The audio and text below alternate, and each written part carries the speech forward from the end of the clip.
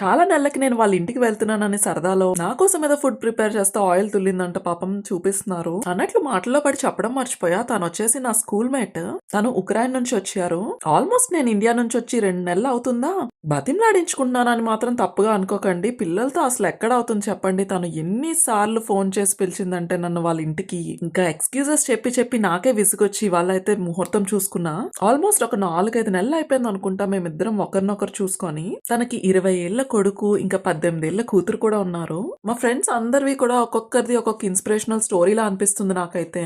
ఎందుకు ఆ మాట అన్నానంటే ఫ్యూ ఇయర్స్ బ్యాక్ వాళ్ళ హస్బెండ్ చనిపోయారు. ఇంకా నా లైఫ్ అయిపోయింది అని తనని తను స్టాప్ చేసుకోకుండా తన పిల్లల్ని పట్టుకొని ఈ జర్మనీ వచ్చేసి లాంగ్వేజ్ నేర్చుకుంటూ ఒక పక్క సూపర్ మార్కెట్స్ లో పార్ట్ టైం జాబ్ చేస్తూ, అది కూడా ఆ వయసులో ఒకసారి ఇమాజిన్ చేయండి. నాతో పాటు B1 చేసినప్పుడే వామ్మో అసలు చాలా ఇన్స్పైర్ అయ్యాను నేను. ఇంకా ఇప్పుడైతే తను B2 కూడా కంప్లీట్ చేశారు. B2 ఎగ్జామ్ రాసి రిజల్ట్స్ కోసం అయితే వెయిట్ చేస్తున్నారు. ఇలాంటి ఇన్స్పిరేషనల్ ఫ్రెండ్స్ ఉన్నప్పుడు కనీసం నేను B1 వరకు మంచిగా చేయకపోతే ఎందుకు చెప్పండి. అసలు ఏదో మీ అందరినీ మోటివేట్ చేసేస్తున్నానని మాత్రం అనుకోకండి. అసలు కృషి ఉంటే వయసుతో సంబంధమే లేదు. మనం అనుకున్నది ఖచ్చితంగా సాధించొచ్చు.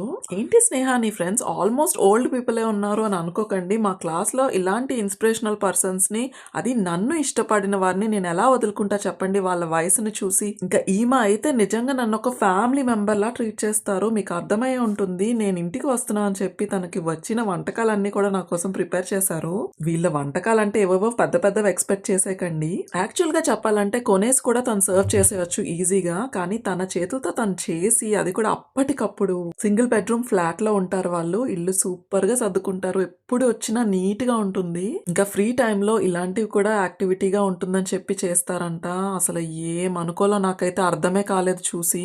తన వయసుకి తను ఆల్మోస్ట్ వారానికి 30 గంటలు వర్క్ చేస్తారు. ఒక పక్క వర్క్ చేస్తూ, అది కూడా ఫిజికల్ వర్క్ ఉంటుంది. సూపర్ మార్కెట్స్ లో వర్క్ అంటే అంత ఈజీ ఉండదు. మనమైతే లాంగ్వేజ్ నేర్చుకుంటే ఓన్లీ లాంగ్వేజే నేర్చుకుంటాము, లేదంటే వర్క్ చేస్తే ఓన్లీ వర్కే చేస్తాము.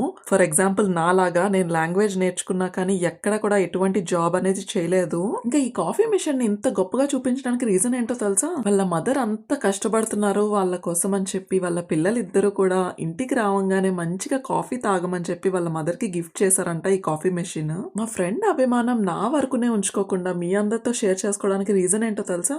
ఆమె లైఫ్ స్టోరీని చిన్నగా చూసారు కదా, ఎంతో కొంత ఇన్స్పైర్ అవుతారన్న ఆశతో పెట్టాను ఈ వీడియో అయితే. ఇంకా మా బుడంకాయలు ఇద్దరికి ఇవ్వమని గిఫ్ట్లు కూడా పంపించారు. ఈ వీడియో చూసి మీకు ఏమనిపించిందో కమెంట్ సెక్షన్ లో చెప్పడం అస్సలు మర్చిపోకండి. మళ్ళీ నెక్స్ట్ వ్లాగ్ లో కలుసుకుందాం. అంతవరకు సెలవు. Bye, take care.